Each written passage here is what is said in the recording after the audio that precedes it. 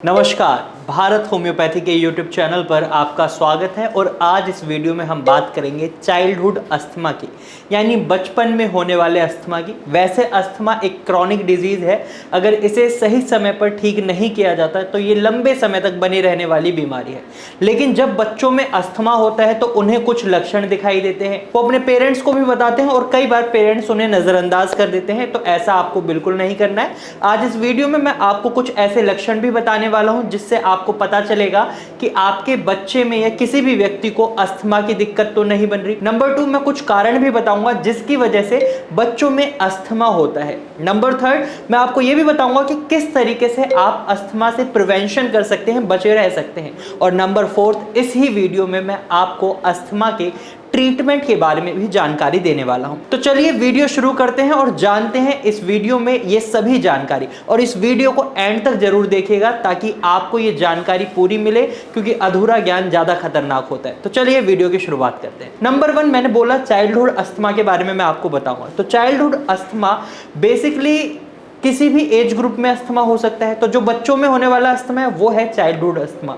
जो हमारे एयरवेज होते हैं जिससे हम ऑक्सीजन को इनहेल करते हैं, कार्बन डाइऑक्साइड को एक्सहेल करते हैं, उनके अंदर सूजन आने लग जाती है और उनके अंदर म्यूकस का फॉर्मेशन बहुत ज्यादा हो जाता है, जिसकी वजह से एयरवेज का जो स्पेस होता है वो बहुत नैरो हो जाता है। और जो आपकी एयर इनहेल करते हैं, आप ऑक्सीजन इनहेल करते हैं, उसकी मात्रा में भी कमी आ जाती है। और जो एक्सहेल करते हैं आप कार्बन डाइऑक्साइड, उसकी मात्रा में भी कमी आ जाती है। तो बच्चों में भी ये दिक्कत बन जाती है और इस समय उन्हें कुछ लक्षण दिखाई देते हैं। जैसे जब वो खेलने जाते हैं तो उनका बहुत जल्दी सांस फूल जाता है, या फिर बार बार खांसी आती रहती है। और जब ये खांसी 10 से 15 दिन तक ठीक नहीं होती तो ये अस्थमा हो सकता है। यहाँ आपको इस बात का खास ख्याल रखना है। और जब बच्चे घर पर आकर बोलते हैं कि मैं बहुत जल्दी थक जाता हूँ, खेलता हूँ तो मेरा सांस फूलने लग जाता है, कई बार पेरेंट्स इसको इग्नोर कर देते हैं। अगर आप भी ये गलती कर रहे हैं तो इसे बिल्कुल भी इग्नोर ना करें।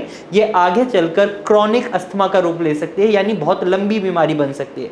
इस बात का खास ख्याल रखें। उनकी चेस्ट बहुत ज्यादा टाइट हो जाती है और इसी वजह से उनके म्यूकस फॉर्मेशन की वजह से उनको गले में खराश भी महसूस होती है, साथ ही व्हीजिंग साउंड बहुत ज़्यादा सुनाई देती है।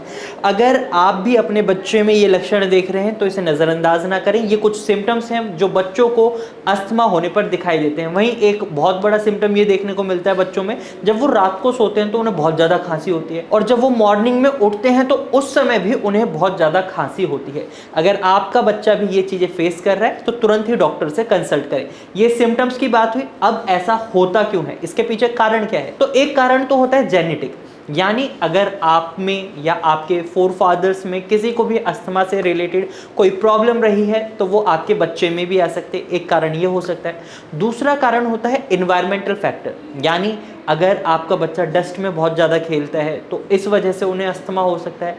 नंबर 2, आप देखेंगे जो पॉलन्स होते हैं, फ्लावर्स होते हैं जिनमें पॉलन्स होती हैं, कलियाँ होती हैं, उनकी वजह से जब वो एयर में घूमती हैं तो उस वजह से भी बच्चों को अस्थमा हो सकता है। नंबर 3, अगर आपके घर में कोई स्मोकर है तो बच्चा पैसिव स्मोकर बन जाता है। उनको वो स्मोकिंग के जो डस्ट पार्टिकल्स होते हैं उनके इनहेल करते हैं जब वो सांस, तो वो जाकर शरीर में एलर्जन की तरह काम करते हैं। और इसी तरीके से डस्ट हो गया, आपका स्मोकिंग हो गई, आप जब खाना खाते हैं उसको अगर अच्छे से साफ करके नहीं खा रहे, जैसे फ्रूट हो गए, वेजिटेबल हो गए, उन पर मिट्टी लगी हुई है, तो इस वजह से भी अस्थमा हो सकता है। लेकिन ये सारे कारण तो हुए, लेकिन ऐसा क्यों होता है? आपको पता है बच्चे का इम्यून सिस्टम कमजोर होता है। ऐसा इसलिए होता है, अगर आप देखेंगे जब आप 5 साल के थे और आज अगर आप 20 साल के हैं तो आपके जो एनर्जी लेवल है उसमें बहुत डिफरेंस देखने को मिलेगा, आपकी स्ट्रेंथ बढ़ी होगी। और यही डेवलपिंग टाइम होता है आपके इम्यून सिस्टम का भी। जब बच्चा होता है तो उसका इम्यून सिस्टम उस समय डेवलप हो रहा होता है, वो कमजोर होता है, और उस समय जब ये एलर्जेंस उसके शरीर में जाते हैं तो उसकी वजह से उनके एलर्जन में रिएक्शन होता है और रिजल्ट क्या निकलता है? उनके एयरवेज में म्यूकस फॉर्मेशन बढ़ जाता है और वो नैरो होने लग जाते हैं, उनमें स्वेलिंग आ जाती है।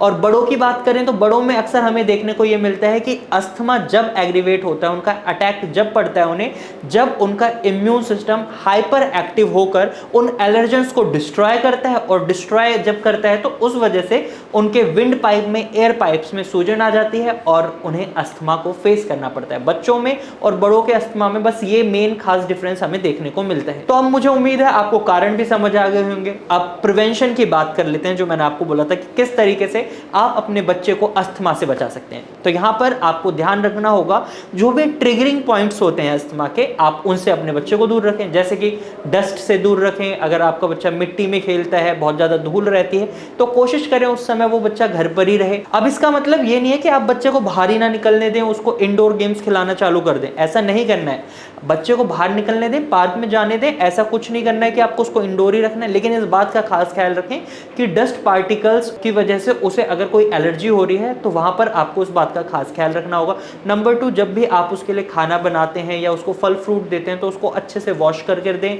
और साथ ही अगर आपके घर में पेट्स हैं, जैसे डॉग है, कैट है, तो उनके हेयर से उसको बचा कर रखना है, उसकी वजह से भी उसे अस्थमा हो सकता है। इसके साथ साथ अगर आपके घर में कोई स्मोकिंग करता है तो कोशिश करें बच्चे के सामने स्मोकिंग ना करें, बच्चे से थोड़ा दूर होकर ही स्मोकिंग करें। अगर आप इन प्रिवेंशंस को ध्यान रखते हैं तो आपका बच्चा अस्थमा से बचा रह सकता है। और कोशिश करें उनके इम्यून सिस्टम को स्ट्रांग बनाए रखने के लिए आप उन्हें अच्छी अच्छी चीजें दें, हेल्दी चीजें दें, जिससे उनका इम्यून सिस्टम स्ट्रांग रहे और अस्थमा जैसी प्रॉब्लम ही ना बने। तो ये बात होगी अस्थमा कैसे होता है बच्चों में, क्या कारण रहते हैं, क्या लक्षण रहते हैं और किस तरीके से प्रिवेंशन कर कर आप अस्थमा से बचे रह सकते हैं। अब बात करते हैं ट्रीटमेंट की। अगर किसी भी व्यक्ति के बच्चे को अस्थमा है या आप अस्थमा फेस कर रहे हैं तो इस सिनेरियो में ट्रीटमेंट क्या रहना चाहिए। तो यहाँ पर मैं आपको बताना चाहूँगा, भारत होम्योपैथी में कस्टमाइज्ड ट्रीटमेंट दिया जाता है, जो पेशेंट के बिहेवियर, पेशेंट के सिम्टम्स, पेशेंट के रूट कॉज को देखते हुए बनाया जाता है। यानी हर पेशेंट की दवाई अलग होती है और इसी वजह से अस्थमा के रिजल्ट्स हमें बहुत अच्छे देखने को मिलते हैं।